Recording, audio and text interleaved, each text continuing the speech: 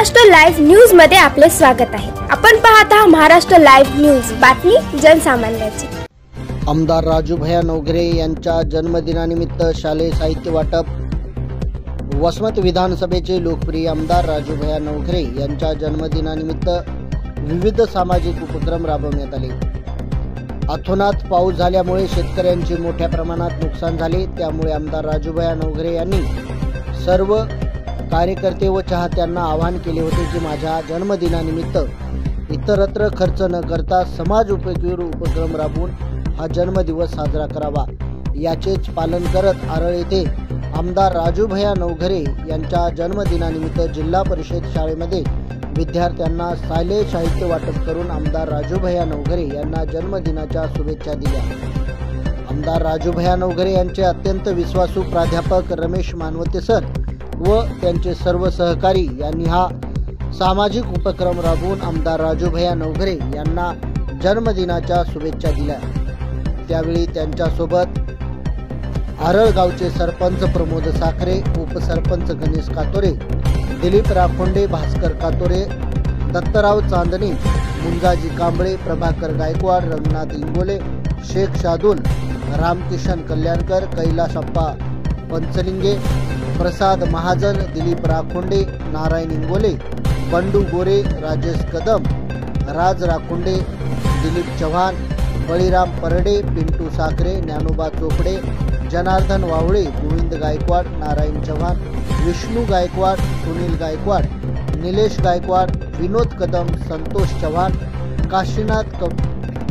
काशीनाथ कवटकर, शिवाजी देवदास राखोंडे, तुकाराम राखोंडे, नागोराव इंगोले, किशोर कातोरे, नागनाथ पंचलिंगे, शिक्षण समिती उपाध्यक्ष, शाळा समिती शिवाजी गोरे, अजय कदम, मुंजाजी मिरासे, काशीनाथ कवटकर, शेख शादुल, नामदेव कल्याणकर, बाळू इंगोले, प्रभाकर चव्हाण, सल्लागार समिती अध्यक्ष ज्ञानोबा लोंढे, शेख नईम, मसूर पठाण, शेख सत्तार, माजी सरपंच प्रल्हाद चव्हाण, ओमकार चव्हाण, भगवान चव्हाण, पंकज चव्हाण, शंकर राऊत, अशोक चव्हाण, अशोक कातोरे, श्याम कुबडे, शाळेचे मुख्याध्यापक भारत भालेराव सर व सर्व कर्मचारी वृद्ध उपस्थित होते। या कार्यक्रमाचे आयोजन प्रभाकर कातोरे, प्राध्यापक रमेश मानवते सर, सुनील कातोरे यांनी केले।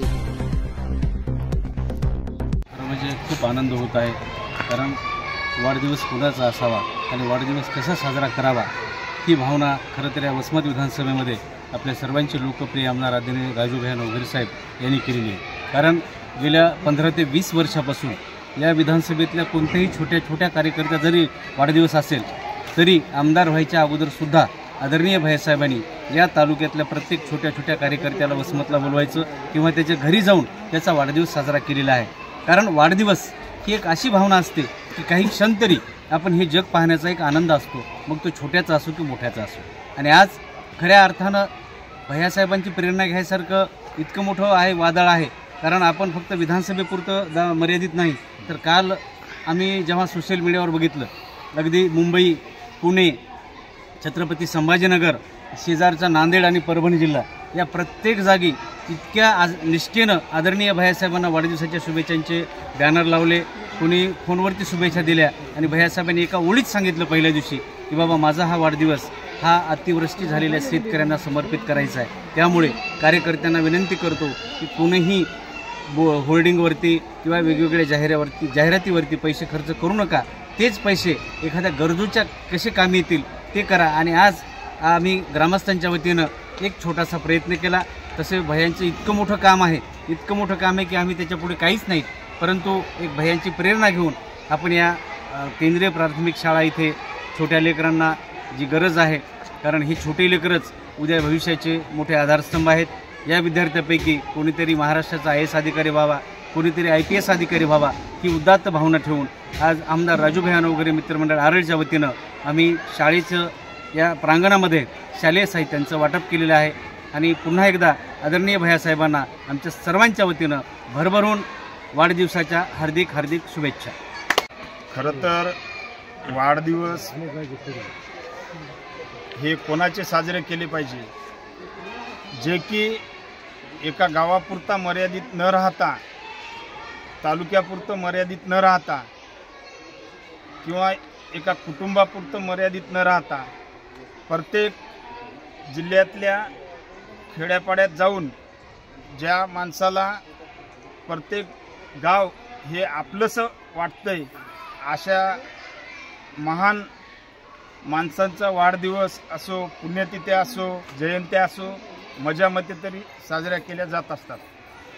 त्यातला भाग म्हणून सन्माननीय राजूभाई नवघरे हे आमदार झाले त्यावेळेसपासूनच नाही, तर तो छंद त्यांना वयाच्या 15 वर्षापासून होता आणि तो छंद त्यांना आज वाढीत ते नंतर गावचे सरपंच झाले, जिल्हा परिषद सदस्य झाले, तरी आमदार झाले, तरी पण जे त्यांचा हा छंद होता शालेय साहित्य वाटप करणं, स्पर्धा परीक्षा घेणं, हे बंद केलं नाही. आणि आपण पाहतात की बरेच लोक पदावर गेल्यावर, मोठं झाल्यावर ह्या बारीक सारीक गोष्टीचा त्यांना विसर पडतो. पण आज मला या ठिकाणी स्वाभिमानानं सांगा असं वाटतंय की सध्या तरी आमच्या भैयासाहेबाचं जी दूरदृष्टी आहे ती सध्या या मराठवाड्यात तरी तरुण आमदारापैकी कोणी अशी कल्पना मनात आणते की नाही असा कधी मनाला प्रश्न येतोय. कारण भैयासाहेब दुसऱ्या वेळेस आमदार होऊन सुद्धा भैयासाहेबानं ज्या गोष्टी 25 वर्षापूर्वी केलेल्या आहेत त्या गोष्टी बिलकुल ते विसरले नाहीत. त्यामुळं त्यांनी या वाढदिवसाच्या निमित्तानं सुद्धा आम्हा सर्व कार्यकर्त्यांना विनंती केली की माझा वाढदिवस अतिशय साध्या पद्धतीने करा आणि केलाच तर जे साहित्य ह्या गेल्या 2 महिन्यापासून शेतकऱ्यावर आलेलं संकट, ह्या संकटात शेतकरी खूप घायाळ आहे आणि वाढदिवस करायचा असेल तर त्या शेतकऱ्याला काहीतरी मदत झाली पाहिजे, त्यांच्या मुलाला मदत झाली पाहिजे. कारण आपण पाहिलंय मीडियाच्या माध्यमातून की कित्येक गावामध्ये घरामध्ये पाणी गेलंय, त्या विद्यार्थ्यांना पुस्तक राहिले नाहीत. तर अशा पद्धतीनं वाढदिवस साजरा करा, ते शब्द आज आम्ही पाळला आणि आमच्या आरळच्या सर्व राजूभाई नवघरे मित्रमंडळाच्या परिवारानं एक चांगला निर्णय घेऊन आज आम्ही जिल्हा परिषद प्रशाला आरळ या ठिकाणी साहित्याचं वाटप केलं.